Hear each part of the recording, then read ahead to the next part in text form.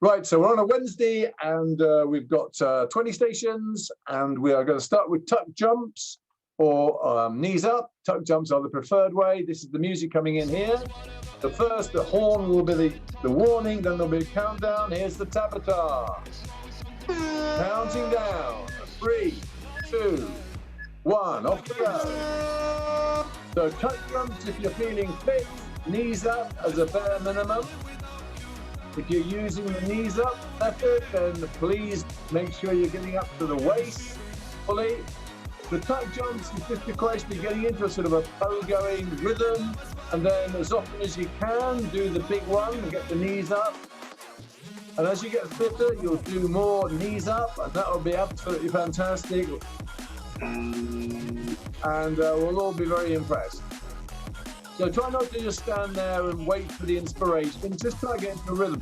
If you spend most of the time just doing a little bit of a jig, get into that sort of double-legged jig, and then get those knees up together as often as you can, as far as you can, and you know what I'm saying. Just, push yourself as hard as you can. Okay, it's going to be side jumps and one-legged squats.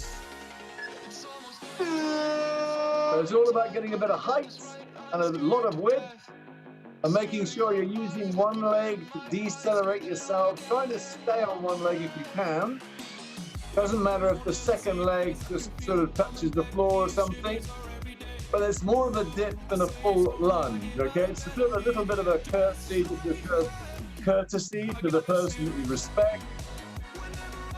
We're trying to get those side stabilizers, getting those side stabilizers engaged and involved. So a bit of height, and as I say, a lot of width is useful. That's looking really good. That's what's done, guys. Response. Setting a really good example there. 10 seconds to go on this, and then we're down for the press-ups on the next station. So keep it going through to the horn. Press-ups coming in 2, 1. So down on your front. Any style you like, the more that your elbows go out from your body rather than stay next to your body, then the more you can use your chest muscles rather than your triceps, which is more sustainable. As a general rule, I would suggest that you minimally go down full body weight with control, even if you then need to sort of go onto your knees to put yourself back up again. It's the way you sort of build yourself up into a greater demand. It's easier to control body weight going down than to push body weight coming up again. It's a very good training benefit to actually use the stretching, the eccentric movements of the muscle for training purposes. So whenever you're doing something like this, when you're returning a weight down with gravity, then always sort of allow it to go slowly so you can get the full eccentric benefits. Jumping jacks coming up next, or star jumps. Jumping jacks or star jumps. So if you're doing jumping jacks, it's much more about the body rather than the legs. Star jumps, same sort of thing as we were talking about with getting a nice sort of width on it, making sure you're getting a nice stride, so that the feet should land apart wider than the shoulders. Don't just be jigging on the spot, so to speak. Get a good stride in that star jump. If you're doing a jumping jack, then you sort of throw your arms up and get your body work in there. That's really good work. That's brilliant. Well done. And you've got to try and get your ankles out and then back together again before you land. There should be some leg movement. You imagine yourself doing a Lewis lift on the floor, or whatever it's called. That's good. Right, okay, under 10 seconds to go on this one, guys. Then we've got the on our backs, doing the leg lift and the tummy crunches. In 3, 2, 1. You're on your backs now. Okay, so straight legs, hold them close to the floor, and then upper body, shoulder blades off the floor, and then try and curl your body as if it's looking down your pelvis to see how it's getting on, okay? So both the heels and the shoulder blades stay off the floor throughout the station. Doing a little bit of pulsing just to keep the stress on the abs. Don't sit up too far, otherwise you're just using the hip flexors. And the further up the legs or the body actually comes, and the more the hip flexors take the stress off the abs, off the stomach muscles. So try and keep both of those ends of the body as close as you can to the floor to get the most out of the station. 10 seconds to go on this one. Then we've got the lunge jump changes. So going up in 3, 2, 1. The lunge jump changes. So for the rowers, I would recommend that you do full range. So get that back knee down to the floor. Then work from the floor. Don't jump halfway up and then explode. Try and jump from the floor. Doesn't matter if it's slowly. You can try and be explosive. It will become more explosive as you rise. But don't push yourself up and then jump. Try and push from the floor. Both your quads in this one and your glutes in the squat jumps are not trained to be explosive at their full range, at their full extension. And therefore they don't respond very well because you haven't trained them in that position. So this is an opportunity to actually get that sort of training involved, okay? So using full range where you can. Sitting down now, Russian twist, torso twist. So feet off the floor and the maximal rotation of the spine. Think about the spine that's moving, think about the chest, not what the hands are doing, not what the face is doing, although they can always encourage you, of course. This is not particularly stressful or limiting as an exercise. So it's just about trying to get rotation, get those vertebrae rolling on top of each other. You don't want to be stressing and pushing your range of movement during this exercise. If anything, you're trying to incorporate as many of the vertebrae as possible. So pushing that shoulder as it comes round to the front, pushing it a bit further round, you can get a little bit more in the sort of thoracic area, the upper spine. Just feel that. Don't feel it entirely around your waist. Try and push the chest around a little bit too. That's good. Okay, reverse lunge kick, boxercise, karate kick, whatever you want to call it. One leg per station. Again, I want to try and distinguish this from a sort of a back lunge or anything like that. This is about putting your weight back on the back foot and then pushing off and kicking forwards. A little bit of a rotation, if you like. You can do it straight on, or you can sort of kick round the ear, so to speak, like a rugby kick. Up to you. But keep the same leg. Same leg throughout. Don't change legs. You change legs in the next station. Once you've got into a rhythm and a range, then try and push the reps. Otherwise, you just start getting into a sort of a pleasant pace, and you don't want to be doing that. You've got to be trying to get as much out of each of these stations as possible. They are designed so that you can be exhausted with the muscle groups involved at the end of each one, because the next one, change legs. Because the next station will always move to another part of the body to give the target group a bit of a rest from the previous station. So don't hold back, is what I say. Make sure there's body weight on the back leg. Actually move your body weight back rather than just sort of bending. Actually sort of put some weight on that back leg and push off from it. That's good, that's it, that's the idea. Really squat down on that back leg and push off. Go away. That's it, keep it going now. That's it, push on, push on. Nice and dynamic with the kick. Give somebody some grief. Under 10 seconds to go on this one. We've got spotty dogs or cross-country skiers coming next. In 3, 2, 1. Off we go then. So cross-country skiers is like a sort of front-to-back star jump, if you like, with sort of a decent stride between the legs, making sure we're landing with our both feet at the same time, swinging those arms as if we're pushing down on those ski poles. If you're doing the spotty dog, then it's sort of a reasonably straight leg coming up one at a time behind, with the arms flapping around straight out in front of you. Spotty dog being, of course, one of the characters on the Wooden Top, that famous highly strung puppet show from my youth. back in the early 30s. 12 seconds to go on this one. And then we're doing side bridges next. Side bridges coming after this one. Pushing on through 3, 2, 1. Side bridges.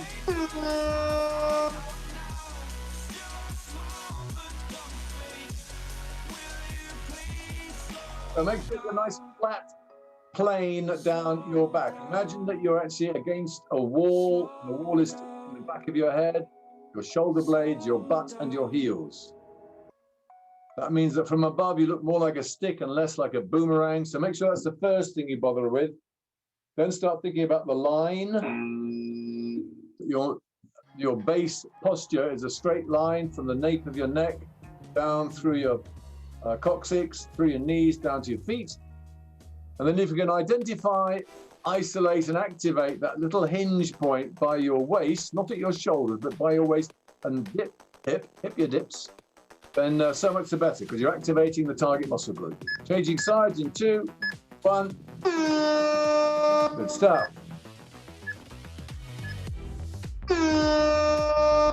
Doesn't matter whether you're on straight arms or on a bent elbow. Those people who feel a little bit of stress around the shoulder might find it easier possibly on a bent elbow, and because the shoulder isn't a very good stabilizing joint. But if you can get away with it, fine. All that being on a bent elbow means is you have less range to hip dip. But if you can't automatically hip dip, if you're not familiar yet with where that joint is, you just have to experiment. That's the important thing. Just sort of play around, just let gravity work on different parts of your body, and over a period of time you'll actually ascertain where that joint is and you'll be able to activate it at will. Under 10 seconds to go. We've got step ups or sprinting on the spot coming up in 2, 1. Off we go, straight into it.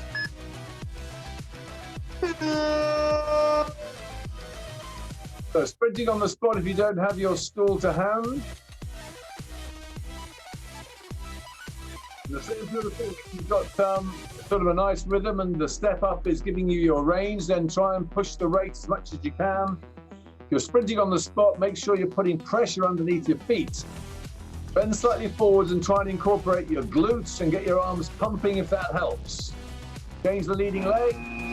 Change the leading leg if you like on your step ups. So you're getting an even balance on the feet. In fact, just changing the leading leg will be to a less preferred leg, which also reinforces those neurological connections between your brain and the other foot to take command. Okay, heel flicks coming up. Heel flicks next. So as much as you can, keep those knees directly under the hips. Then you can isolate the hamstrings. Then flick those heels up as far as you can. Try and hit your butt if you can. If you allow the knees to start migrating forwards, you start jogging on the spot, which is not the purpose. Try and isolate those hamstrings and then really work them quite intensely and up the rate as much as you can. Halfway now.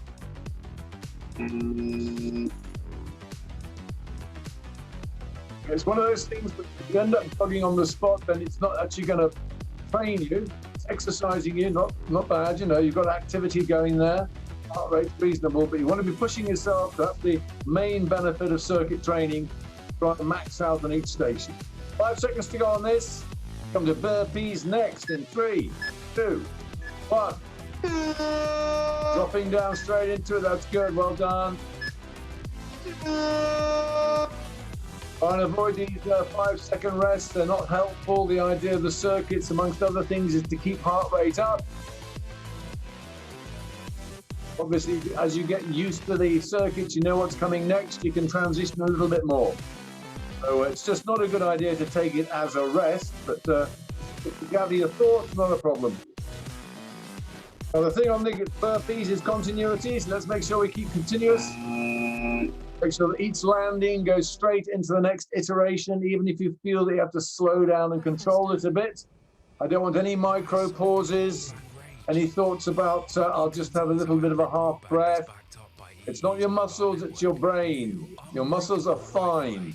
Your brain is asking you to rest. You need to train your brain. 3 seconds to go. You've done well. Well done. On your front. Down on your front for chest raises. Good work.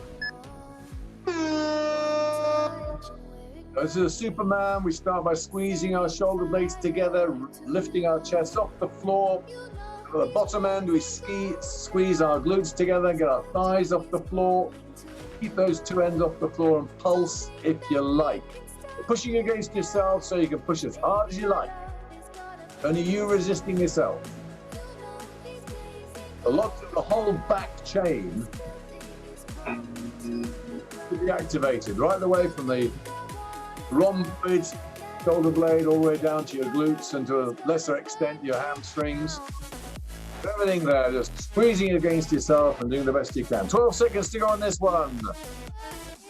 And we've got a couple of coordination ones before we come to the final two for the circuit. Starting with the prisoner's crawl, coming in 3, 2, 1. Okay, this is all about coordination and activation. Just imagine you're kneeling in a restricted height and you can't let your head rise without hitting the ceiling. Particularly that control as you go onto your second foot is the important one. Once you've got the height control sorted out, then start thinking about the height of your butt, trying to minimize how much that comes up, which is a lot more challenging. Because as the premium elite athlete, in technical terms, we'll be able to tell you, you can almost do it without changing your body angle. But that really is the ultimate prize. That's looking good. That's looking really good. Well done. Only 10 seconds to go on this one. And then we have the upside down table coming next. I forgot to ask you to change your leading leg, didn't I? Upside down table. I didn't notice that some of you did. Okay, it's a Wednesday, so just get into a reasonably high, flat table as much as you can without stressing yourself, and then destabilize yourself, keeping your focus on your butt, on your torso, to make sure that as you raise a limb or two, nothing happens around your torso. There's no impact. If I airbrushed out your feet and your hands, I should not know when they rise. That's good work. That's the idea. But just lifting one leg or one leg and the opposite arm, just making sure you're destabilizing yourself so your torso, your core is having to react to a change in connection. That's the main idea of this one. So we're into the last two. It's going to be on your foot and then after the last in 3, 2, 1. So on your bikes, get on the velodrome, let's get those pedals pushed. Again, this is another continuity one. We must keep this continuous. It's a bit of an insidious one in terms of making you feel slightly exhausted. But it's not to do with muscle exhaustion. It's again a thing about the brain saying I just should pause and review the situation. But it is a brain thing, not a strain thing. So let's push on. Keep it going. Keep it explosive as much as you can. Try and just keep one foot on the floor at the same time. Even if you have to compromise the range a little bit, unusually for me saying that, I want to keep that continuity. Coming down to 12 seconds, let's push on for the last bit.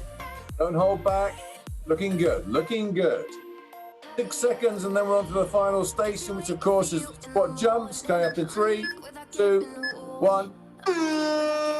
Straight into it. So make sure we're pushing our butts back and engaging our glutes before we go down. Making sure it's the glutes that we squeeze to decelerate our descent and then squeeze further to create our ascent. Again, rowers should be getting down to a point where they are horizontal on their thighs and their tummies are in contact with their thighs and should be pushing from that depth. The natural tendency of the human body is to sort of come halfway up and then explode. You need to learn how to apply maximum force at the lowest level. It's not effective because you're not trained up to it. So keep training it and it will become effective. 5 seconds to go all the way through to the hooter, please, guys. 3, 2, 1. Well done. Well done. Have a rest. I will pause the music.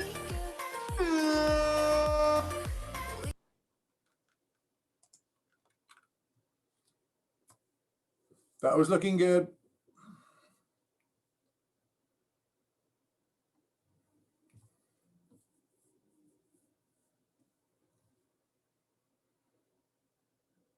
Just in case people think that I've frozen, I'm still here.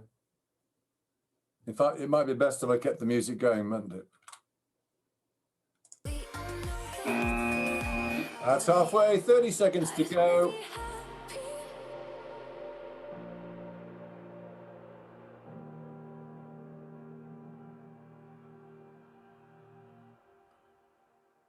"15 seconds now, looking forward to this second circuit. This is what it's all about. This is where it gets important. 10 seconds, tuck jumps or knees up.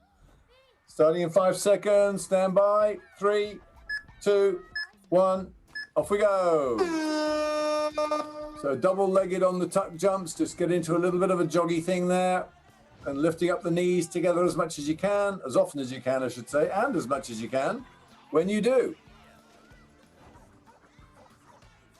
And at some point in the future, you may find yourself being able to do tuck jumps every jump or every other jump or every third one. But for the time being, just push yourself a little bit into the zones of discomfort and work on that.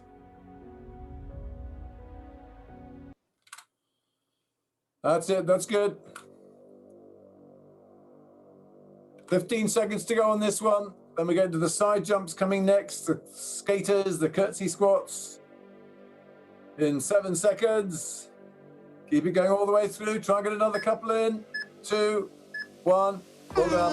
Well done. Side jumps now. Remember, we're talking about a certain amount of height and a reasonable amount of width. So as we land, that one leg that we land on is using those side stabilizers quite explosively. These are side stabilizers that we rely upon just to keep us stationary when we're doing things like rowing or running or walking or climbing or things like that. So I mean, it's something that is genuinely training something, as in stressing it, in a way that would improve its normal function, which is not to be used explosively. So it's a general thing that is just good use, good body functional fitness here. Under 10 seconds to go, and then we're on to press-ups coming next. Press-ups coming in 3, 2, 1. Straight down on your fronts.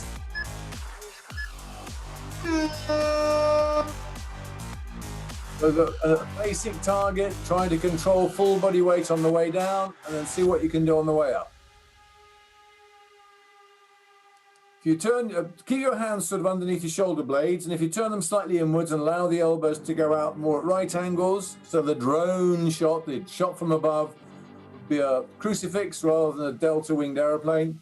You can use more of your chest muscles, which means you can keep going longer. If you keep your elbows quite close to the body, then you isolate the triceps, which is perfectly good for getting your triceps stronger, but they don't last very long until you train them quite a lot.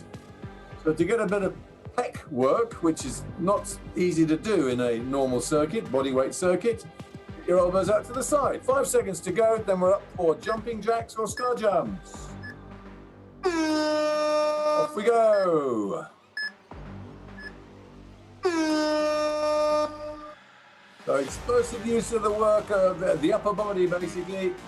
Trying to get the ankles out to the side. That's good range there. Well done. That's it. If you're doing the star jumps, then make sure you're getting a nice width with your feet landing outside the line of your shoulders. Try and use more upper body and less leg on the jack jumps, the jumping jacks. Otherwise, it becomes a bit of a squat jump, and we're trying to distinguish between that. Again, this is a back exercise which using body weight is difficult to achieve. So we're trying to focus on the back being used to be opened up quite explosively. 10 seconds to go on this one. On the jumping jacks. Yeah. We've got V-sits, or tummy crunches and leg raises coming next. 2, 1. On your backs. So according to where your center of balance is, legs as straight as you can, and then heels close to the ground, and keep them there, or maybe just pulse them slightly. If you want to do the old scissors thing, opening up your legs or something like that, or even waggling them around a little bit. The point is that the abs, the lower abs in this case, get the best workout when the legs are close to the floor, as flat as possible without touching the floor. Ditto with the shoulder blades quite close to the floor and just doing a little bit of a curl. Think about the upper spine curling round rather than being lifted up.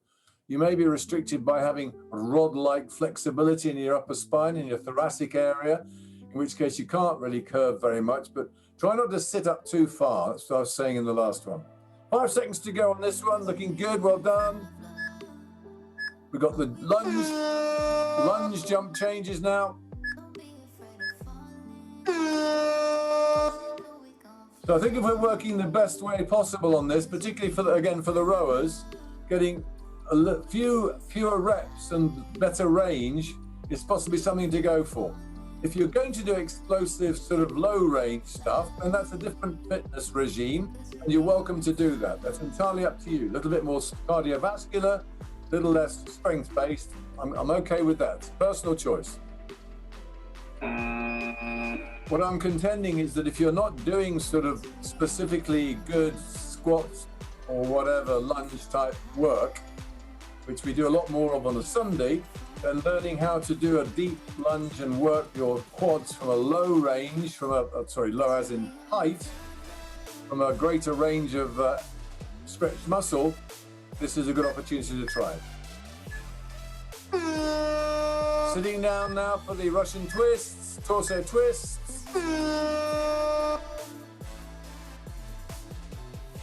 So maximum amount of range here again. And one of the things that I promoted in the first, which I haven't, the first circuit, which I haven't mentioned too much before, is as you're leading around with the shoulder, which I always recommend that you do, you don't sort of pull the chest round, you sort of push with the sort of the outside chest, the outside shoulder, like you're sort of a corkscrew. Then try and push that shoulder round in front of you a little bit further at the same time as drawing the other one back. And you'll feel a little bit of a movement in the thoracic area, which again is just good for that upper spinal mobility. So just incorporate a little bit of that. It's not just, it's a good opportunity of taking advantage. 6 seconds to go on this. Then we got reverse lunge and kick to boxercise, karate. One leg at a time, guys. Off we go.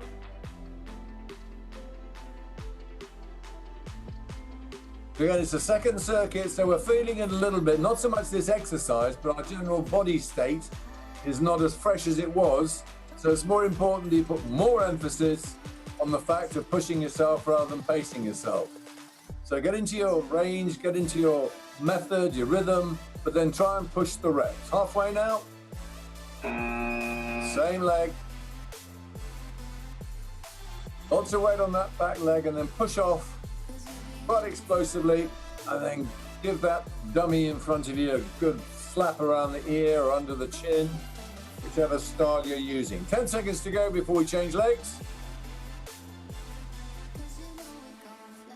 3, 2, 1, change legs. That's it.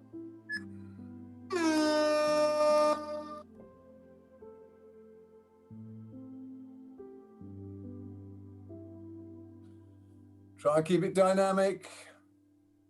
Use that back leg a little bit more effectively. Otherwise, you're sort of repeating or doing a cameo of the lunges. You know, it shouldn't be your front quad that is doing the work. It should be your back leg that you're pushing off. Of course, if you have you have a thing about training your quads at every possible opportunity, I will accept that, except when we're doing the squat jumps, which is significantly and deliberately a glutes exercise, not a quads one. We've got probably an advert going on in the background. Let's ignore that. Under 10 seconds to go. And then we have the spotty dogs or cross-country skiers coming in 3, 2, 1. Off we go. Straight into it. That's it. Good work. So we've got both variations going on here. Nice, good strides, front and back for the cross-country skiers, pushing down on those poles with the strong arms. And then the sort of the straight-legged, not quite a heel flick, but you're just sort of putting your leg behind you a little bit and swanning around with straight arms in front of you for the spotty dog. And all variations in between. Good stuff, guys. Keep it coming. All right. Again, this is not limiting. It's more a question of how much you choose to put into it. So push yourselves as much as you want. But pushing rather than pacing is the way you want to go. 10 seconds to go. We're going to repeat the club here. We're doing side bridges next. So totally inappropriate music in 2, 1. Side bridges.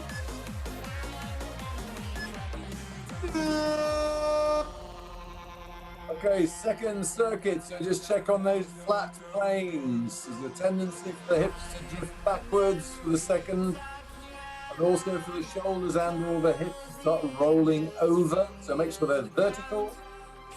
We've got flat backs, vertical shoulders and hips, straight lines down the spine, and then line, activate that hinge point if you can. And dip the hips.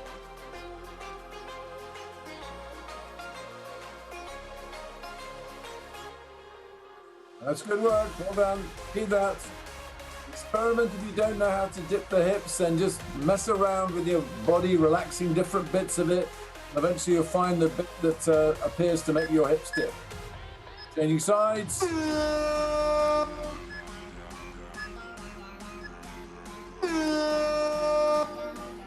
While you are doing the experimentation to find the dip hip activator, make sure that you are not activating anything that makes you rotate around your shoulder. If you do a good hip dip, you're bound to move at the shoulder to some extent. So you want to try and minimize the movement of the shoulder and try and exclusively work around the waist as much as possible. You're just trying to use the muscle. Use the muscle that at the moment is being stressed by the side bridge. It's not a compulsory part of the exercise, it's an enhancement. 15 seconds to go on this, and then we do step-ups and sprinting on the spot. So keep this going, keep the quality, keep the pose, hold the posture. Sprinting on the spot or step-ups in 3, 2, 1. Quick as you can. That's good, straight into it. Intensity on the cadence if you're sprinting, and good rhythm and rate on the step-ups where you can. Obviously the range that you use, the size of your beer crate, your sofa, your chair, God forbid your breakfast stool, is going to have an impact on the rhythm you can do. Change your leading foot. That's good, well done.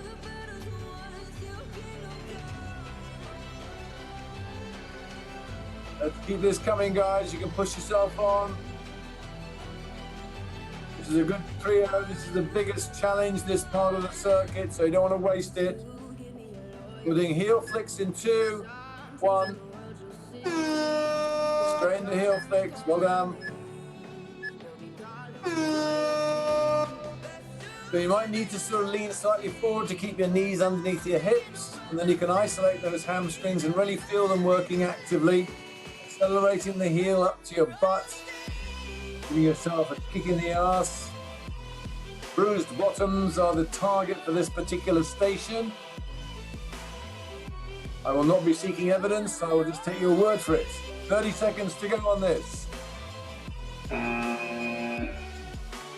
Don't start pacing yourself. I want to see yourself pushing. Don't use gravity. Pull that foot down. Don't just let it fall. Accelerate it so you can get as many reps in as you can. That's the idea. Well done. 10 seconds to go, and then we've got burpees. That's the big challenge one. Finish off this trio of challenges in 3, 2, 1. Let's do it. Straight into the burpees.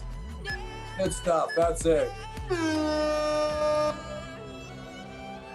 This is really the climax of the circuit, if you like. And we've got 2 coordination ones after this. Then we finish with a flourish. But this is the one where you're really going to push yourself and get yourself reasonably exhausted. So continuity. This is where we train the brain to say, no, I might feel tired, but I'm not. My muscles are still perfectly capable of doing this exercise. Halfway already. Dropping down as soon as we land, even if we slow down to gather our thoughts, we do not pause. It's like rowing. Everything is a flow from one stroke into the next stroke. Same with paddling. Keep it coming all the way through. Only 8 seconds to go. You've got this going, guys. Don't pause now. 5, 4. That's it. Well done. On your fronts for the chest raises. Excellent work. So give me proud of yourself on that one. Really well done. So shoulder blades squeezed together, chest off the floor, lumbar working hard, glutes squeezed, thighs off the floor. Keep both ends close to the floor but not touching. And then pulse if you can. Up to you how hard you squeeze. You're squeezing against yourself.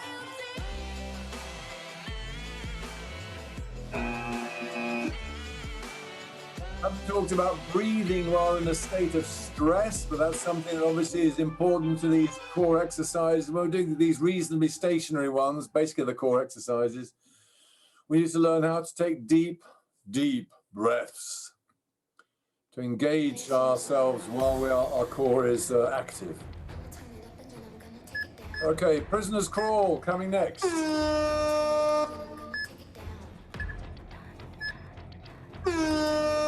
Okay, slightly more tired limbs, so less responsive. But be careful as you feel slightly more fatigued. It tends to make you wobble from side to side more. You tend to be less able just to sustain that stability as you go onto your second foot. So focus on that part of the exercise.